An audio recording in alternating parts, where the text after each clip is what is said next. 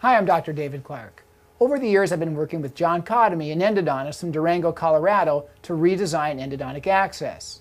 The goal, to create minimally invasive, biomimetic, and restoratively aware endodontic access, both in anterior teeth and posterior teeth. And over the years, our accesses have changed dramatically.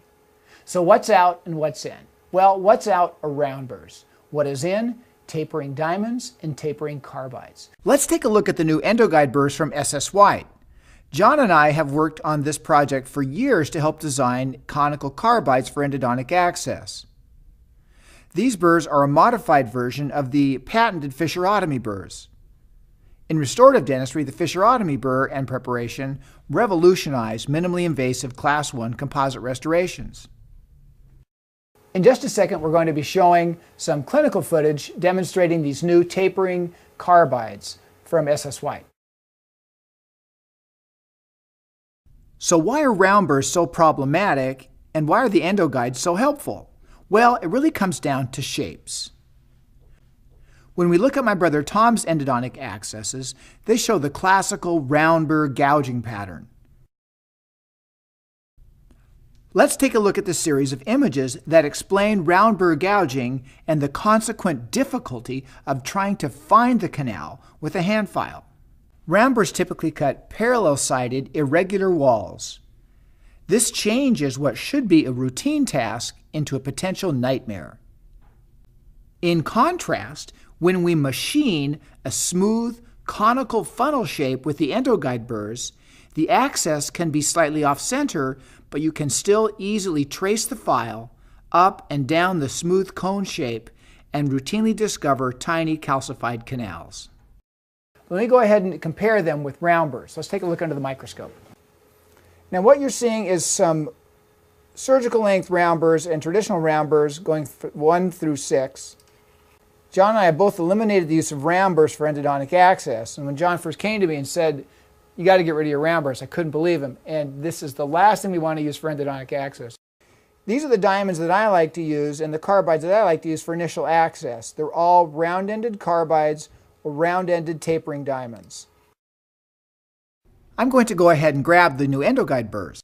The EndoGuide burrs come in both latch grip and friction grip, and in 27 and 34 millimeter lengths.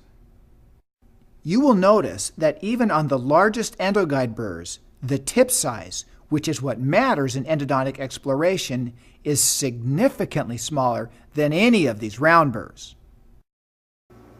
Let's take a look at some clinical cases, and these first two cases are featured by John Cotomy. John's going to be cutting initial access in a very calcified lower incisor.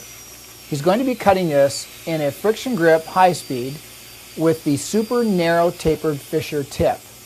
It is the perfect size for these delicate lower incisors.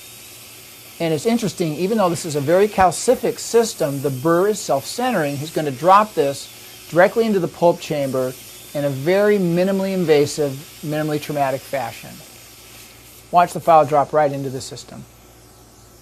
Now John is going to compare insertion of a #1 round burr, and look at this burr, it just doesn't fit very well. Imagine how much gouging would have occurred with just that little round burr. We already talked about the fact that they tend to wander also. They don't self-center like these beautiful tapering carbides. John's going to be troughing in between the mesial buccal and mesiolingual, looking for the middle mesial canal system in a lower molar. He's basically chasing that white dot. And this tapering carbide leaves a great dentinal map when you're using a microscope. John's going to insert a smallest Muntz Discovery burr, and you're going to notice that it won't go to the same level as the delicate tip of these conical carbides. They are the smallest carbides in dentistry as far as tip size.